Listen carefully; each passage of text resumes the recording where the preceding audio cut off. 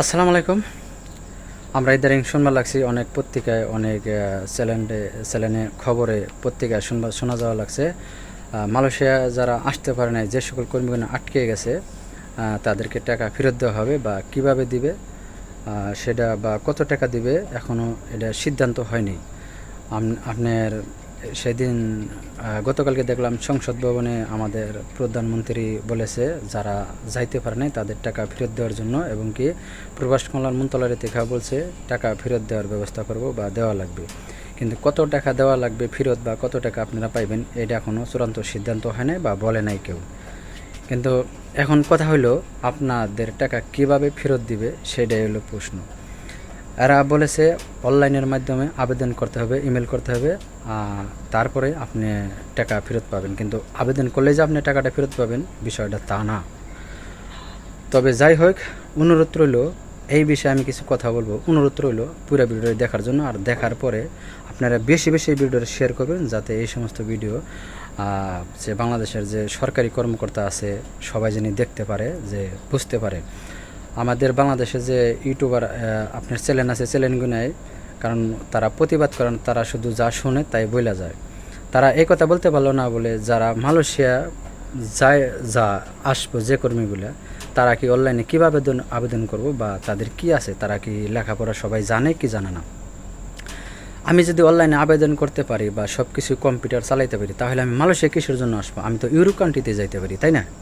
আমি তো ইউরোপ কান্ট্রিতেই যাইতে পারি। যেমন ইউরোপ এখন বর্তমান প্রত্যেকটা রাষ্ট্রে ইউরোপ খুলছে। আমার যদি যোগ্যতা থাকে বা ট্যালেন্ট থাকে, আমার যদি আইটেলস থাকে, তাহলে তো আমি আমার শিক্ষাগত যোগ্যতা থাকলে আমি তো ইউরোপ কান্ট্রিতে পাড়ি দিতে পারি। তাহলে মালয়েশিয়া আমি কিসের জন্য আসবো?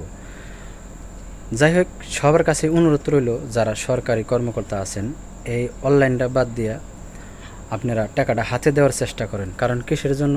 এমনও প্রবাসী আছে যারা মালয়েশিয়া আসার জন্য টাকা পয়সা জমা দিয়েছে, তাদের ভিটা বাড়ি কিছুই নাই, সব কিছুই শেষ হয়ে গেছে।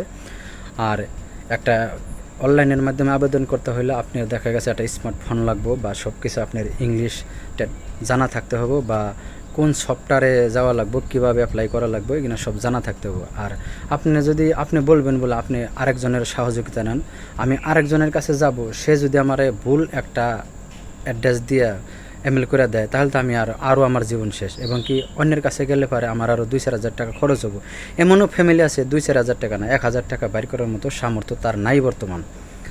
যাই হোক, সবার কাছে অনুরোধ, বাংলাদেশের যে সরকারি কর্মকর্তা আছে বা প্রধানমন্ত্রী আছে, আমি একটা অনুরোধ করব, আমরা গরিব মানুষ প্রবাসে দিনমজুরি খাইটা খাই, সবার এই টাকাটা আপনারা তাদের যে এজেন্সির কাছে জমা দিয়েছে ওই সকল এজেন্সির অবশ্যই তাদের কাছে ডকুমেন্টস আছে বা পাসপোর্ট সব কিছুই তাদের কাছে আছে আপনারা, এবং কি প্রবাস কল্যাণ মন্ত্রণালয়ের কাছেও সব কিছু ডকুমেন্টস আছে। যে সকল প্রবাসী মালয়েশিয়া আসতে পারে নাই তাদের সব কিছু ডকুমেন্টস আছে। আপনারা তাদেরকে অবশ্যই আপনারা তাদের ডাকেন, এটাই সবচেয়ে ভালো হইব। কারণ ইমেলের মাধ্যমে তারা কিভাবে ইমেল করব, কোথায় করব, কিভাবে করব, এটা ভুল হইলে পারে আপনারা কোনো রিপ্লাই করবেন না। পরবর্তীতে যদি আপনাদের সাথে যোগাযোগ করে আপনারা বলবেন ইমেল আসেই নাই, আমরা তোমার কিভাবে ব্যবস্থা করব।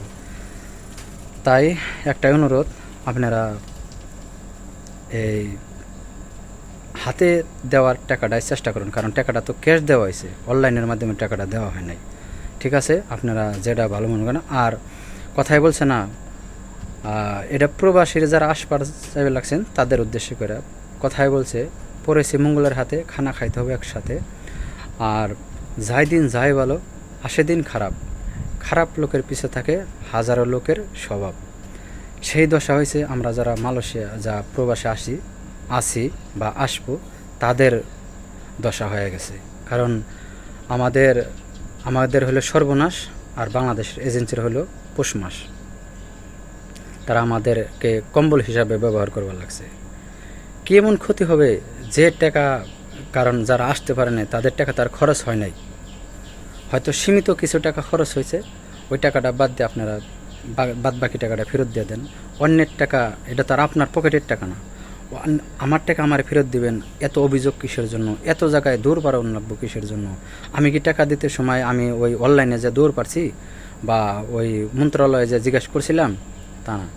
কিন্তু এগুলা প্রশ্ন আছে, তবে মন্ত্রণালয় সবই জানে, সব কিছুই বুঝে, কিন্তু এরা কোনো প্রতিবেগ নিবার লাগছে না। কারণ এরা বলবার লাগছে অনলাইনের মাধ্যমে। এখন অনলাইনের মাধ্যমে কিভাবে করব, কোথায় করব, এইটাই অনেকেই জানে না। অনেকের বাড়ি স্মার্টফোন নাই, কিভাবে করব। যাই হোক ভাই, আজকের ভিডিওটা এই পর্যন্তই। সবাই ভালো থাকবেন। আল্লাহ হাফেজ।